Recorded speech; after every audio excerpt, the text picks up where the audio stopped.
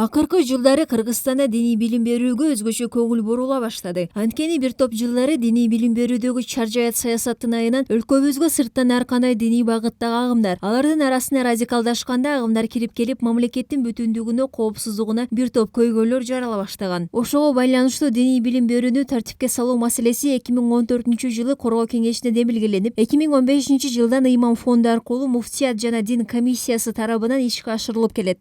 Ошон үчүн биздин Кыргызстанда Ханафи мазхабы, анан Матуриди акыйдасы деп бекер окутуп атпайбыз да.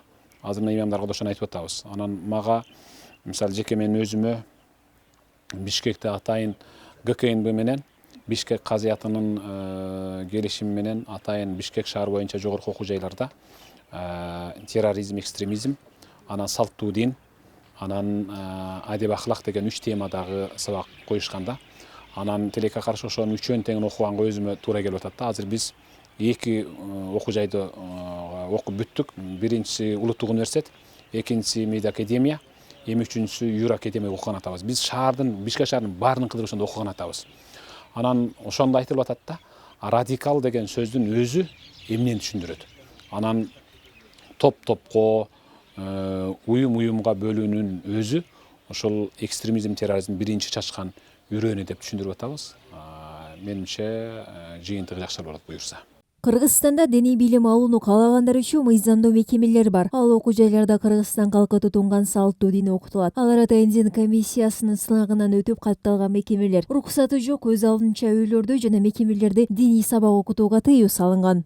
Адамдар чогулган жерлерде эч кандай уруксаты жок, дин иштери боюнча мамлекеттик комиссиядан каттоодон өтпөгөн диний уюмдардын иштешине тыюу салынган. Демек, бир аялдарда атинча деп коюшат бизде көбүнчө. Атинчанын алдында же кандайдыр бир молдонун алдында же бир диний билими бар адамдын алдында үйдө же башка жерде окууга тыюу салынган. Демек, бул мыйзам бузуу болуп эсептелет. Ошол эле кезде мунун дагы коркунучу бар. Себеби баягы каттоодон өтпөгөн, текшерүүдөн өтпөгөн, аттестациядан өтпөгөн адам эмнени окутуп атат? Ал кандайдыр бир тыюу салынган экстремисттик уюмдун мүчөсү эмеспи? Же болбосо жана ишеними, акыйдасы туурабы, туура эмеспи деген маселелер келип чыгат да. Демек, бул бир гана билинбей калат, жашырын окуп атабыз деген менен адамдар дин маселесинде адашып калуусу мүмкүн. Билбей ошондой тескери көз караштагы адамдын алдында окуп, укук коргоо органдары тарабынан кармалып, кылмыш жоопкерчилигине да тартылып калуусу мүмкүн да.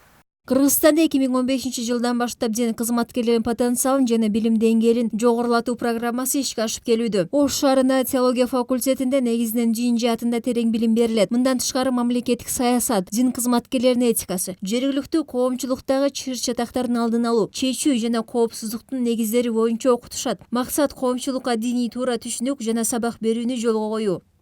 Имамдар деген бул диний жактан эле эмес, башка илимдерден дагы жеткиликтүү, канааттандырарлыктуу илимдерди алып, имамдарды окутуу курсуну уюштургандан бери имамдардын башы биригип, имамдарды баягы радикалдык, экстремисттик багыттан кайтаруу же алар элдерди кайтаруу боюнча өтө чоң пайда, чоң сабактар алынып жатат бул жерде. Бир жума бою имамдарды окутуу улантылып, сабак аягында билимин жогорулаткандыгын тастыктаган сертификат алышат. Окуунун бардык баскычтарын аяктаган имамдар атайын сынактан өтүүсү шарт. Мыйзам боюнча мамлекеттик дин кызматкерлер имамдар диний жана светтик билимдерге ээ болуусу шарт. Бул иш-чаралар имамдардын билимин тереңдетүү аркылуу элге диний багытта туура маалымат жана билим берүү максатын көздөйт. Анткени өлкө аймагында эле эмес, дүйнө жүзүндө диндин атын жамынып, туура эмес диний агымдарга кирип кеткендер бүгүнкү күндө аз эмес.